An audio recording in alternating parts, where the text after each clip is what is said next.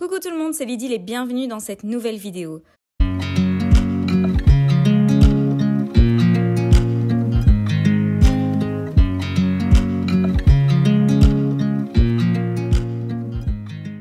Aujourd'hui, j'avais envie de changer un petit peu et j'ai envie de vous faire une vidéo sur tout le processus de création de mes stickers et j'en profiterai donc pour répondre à un max de questions que j'ai reçues concernant ces stickers. À chaque fois que je partage quelque chose concernant ça, je reçois plein de questions, donc voilà, ce sera l'occasion ici d'y répondre. Et donc là, je vais vous montrer comment j'ai fait, avec quel matériel, applications et autres. Sachez qu'ici, je vous montre comment réaliser des stickers maison, mais les stickers en vinyle que je vends dans ma boutique, notamment les transparents et imprimés en blanc, sont faits en usine chez des professionnels, comme ça vous savez déjà, et comme ça je réponds déjà à cette question-là. Mais je vous montre ici donc la version maison.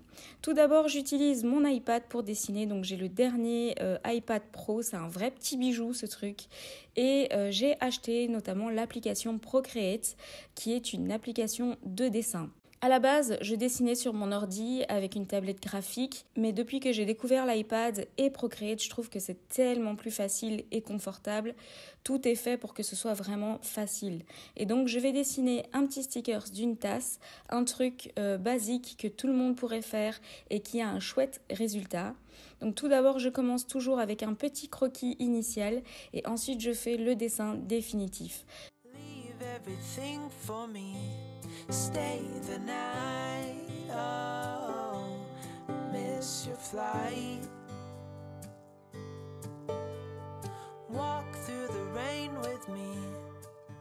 Je ne vais pas vraiment vous expliquer longuement comment fonctionne Procreate, mais si ça vous intéresse, je vous invite comme moi à regarder plein de tutoriels sur YouTube pour apprendre à l'utiliser et à savoir quels sont les trucs et astuces.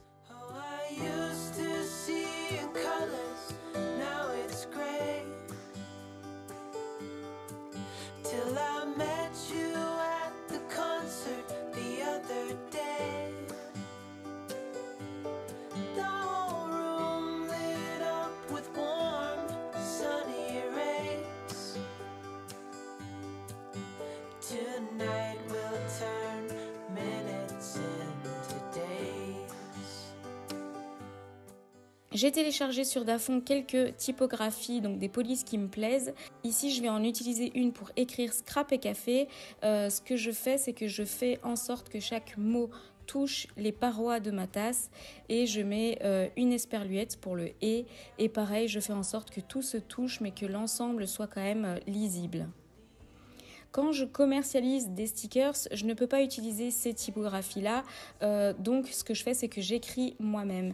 D'ailleurs, Procreate est un super outil pour pouvoir s'entraîner à la calligraphie. Il suffit simplement de repasser sur les écritures, etc. pour s'entraîner.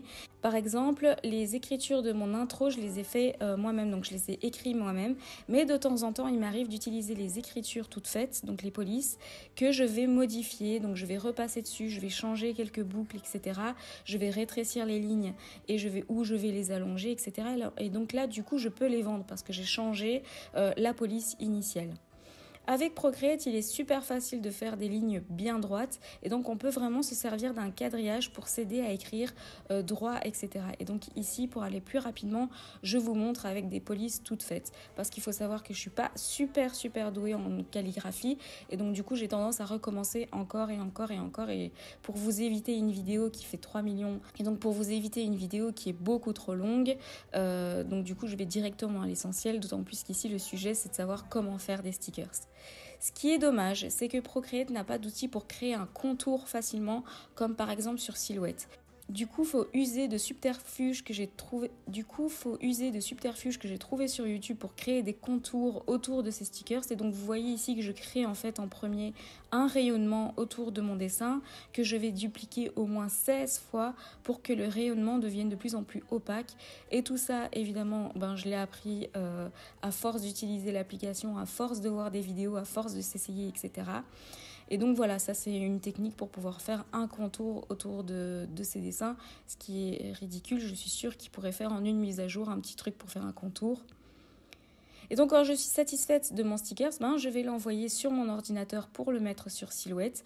Et là aussi, quand on passe d'un iPad à un MacBook ou à un iPhone, c'est très facile. Il suffit simplement de faire AirDrop et hop, je reçois mon dessin sur mon ordinateur. Mais avant, je vous montre le dessin enregistré sur Procreate parce que sur Procreate, on peut enregistrer tout le processus de dessin afin de le revoir en vidéo. Et donc voilà le petit aperçu. Donc une fois sur mon ordi, je vais ouvrir Silhouette Studio qui est le logiciel lié à la machine de découpe Silhouette. Et moi plus particulièrement, j'ai la Silhouette Cameo 4. Ce que j'ai fait, c'est que j'ai enregistré mon stickers en format PNG. Il faut savoir que le format PNG, c'est le format qu'on va utiliser à chaque fois. Ça va nous permettre en fait d'avoir un fond transparent autour de nos dessins. Du coup, on ne retrouve pas de carrés ou de rectangles blancs autour de nos dessins. Ici, je vais faire sur Silhouette ce qu'on appelle un print and cut, donc imprimer et couper. D'abord, je vais vectoriser mon dessin pour déjà avoir le tracé autour, donc le tracé de découpe autour de mon dessin. Et donc, je le vectorise et je lui demande de faire que les contours. Donc, je ne veux pas les trous à l'intérieur de mon dessin. Je crée toujours un contour plus large autour de mon dessin. Donc, du coup, je vais faire un contour de mon contour de dessin. De nouveau, je ne vais pas m'étaler sur le logiciel, surtout si vous ne connaissez pas, mais si vous avez l'intention d'acheter une Silhouette, donc une machine de découpe comme celle-ci, et que vous voulez avoir de bons tutos et vidéos sur le logiciel, alors je vous conseille la chaîne YouTube de Cœur de Beurre, alias Anne-Marie. Ces vidéos sont vraiment top, il y en a plein. Donc vous avez vraiment la possibilité de vraiment découvrir le logiciel.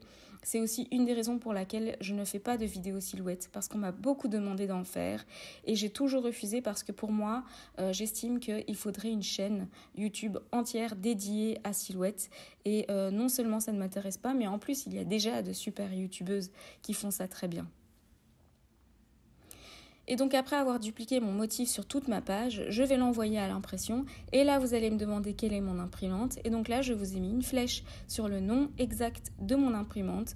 Donc c'est une Canon MB 5100. Je n'ai pas filmé pendant l'impression parce que mon imprimante est par terre, en dessous d'une table, entre des cartons. Donc voilà, elle n'est pas mauvaise, c'est pas une mauvaise qualité du tout, c'est plutôt une bonne machine qui fait bien son taf, surtout si on travaille dans l'enseignement comme moi et qu'on passe notre temps à imprimer des choses. Mais personnellement, j'ai déjà eu mieux, de meilleure qualité et qui a rendu l'âme dernièrement, mais qui coûtait une petite fortune, c'est-à-dire plus ou moins 500 €. Celle-ci était aux alentours de 200 € si je me rappelle bien. Je ne connais vraiment pas le prix exact, je ne m'en rappelle plus. Mais je trouve qu'elle n'est pas aussi bonne que celle que j'avais avant. C'était aussi une Canon, mais c'était une Canon MG, je crois. Je vous mets le nom exact de l'imprimante que j'avais avant sur l'écran, comme ça vous savez. Et donc voilà déjà une réponse à une question qu'on me pose tout le temps. Autre question qu'on va me poser évidemment, c'est quel papier? Alors j'en utilise plein de différents et pour ceux qui ont commandé mes stickers ont peut-être pu remarquer qu'il y avait plein de papiers différents. Donc je prends des stickers de chez Online Labels, donc ils ont plein de choix de papier pour imprimante à jet d'encre, imprimante laser, des papiers waterproof, des papiers brillants, transparents, des papiers mat, etc. Et franchement, il y a énormément de choix. Seulement, le point négatif, c'est que c'est un site anglais. Et en ce moment, c'est galère de commander en Angleterre.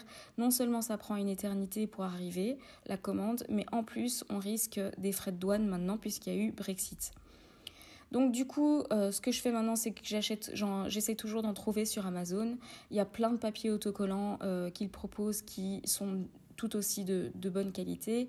D'ailleurs, avant d'avoir trouvé Online Labels, j'achetais sur Amazon aussi mes papiers autocollants. Et donc, du coup, ce que je vais faire, c'est que je vais vous mettre les liens directement des sites de Amazon dans la description de la vidéo. Et ici, je vous montre le papier à jet d'encre brillante que je vais utiliser pour imprimer. Et donc, voilà le résultat une fois imprimé dessus. Donc il y a les repères autour de mes impressions. Donc ça, c'est les repères qui vont permettre à ma silhouette de pouvoir savoir exactement où découper. Et donc je la colle sur ma feuille de transport, je l'insère dans la machine et je vais faire mes réglages. Donc du coup, mes réglages de découpe, donc comme le logiciel n'était pas encore, comme la machine n'était pas encore allumée, le logiciel ne captait pas. Donc c'est pour ça qu'il y a écrit pas de Bluetooth, enfin ne capte pas la machine. Mais je vous mets exactement les réglages que j'ai utilisés sur l'écran. Donc la vitesse, je pourrais clairement faire plus que 8 parce que plus le tracé est simple, plus on peut augmenter la vitesse. Mais je prends jamais de risque avec les stickers parce que les papiers coûtent relativement cher et j'ai pas envie de gaspiller un papier. La lame est à 5, donc là aussi j'y vais franco parce que je veux que ma découpe soit nickel. Donc voilà, je lance la machine et c'est parti pour la découpe. Much to say. This time it is different. Sometimes I can't understand how it can be so hard to stay out of pain. Avec la silhouette, on ne sait jamais si le résultat va être bien. Il suffit d'une petite saleté sur le tapis, donc comme vous pouvez voir, mon tapis est juste dégueulasse. Ça, c'est typique moi. Et donc, il suffit d'une petite saleté pour que tout se dérègle et que la machine se mette à découper à travers tout. Mais comme j'ai une silhouette depuis 2013, je crois, plus ou moins, je connais par cœur, en fait, ses faiblesses.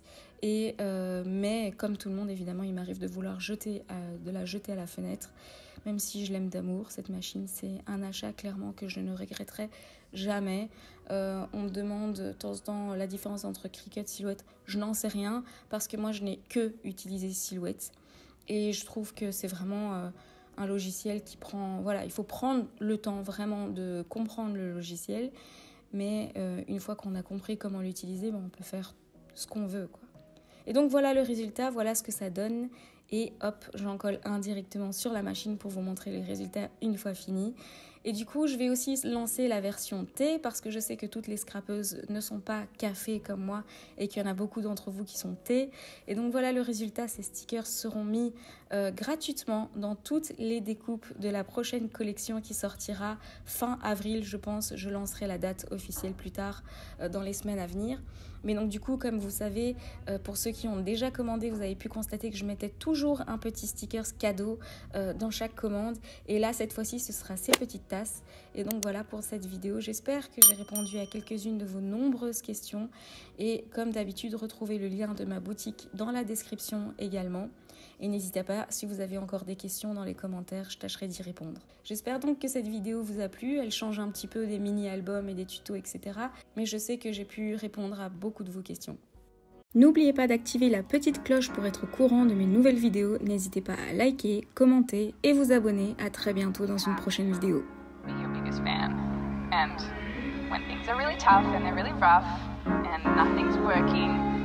But there's something inside of you that says, I just have to follow that.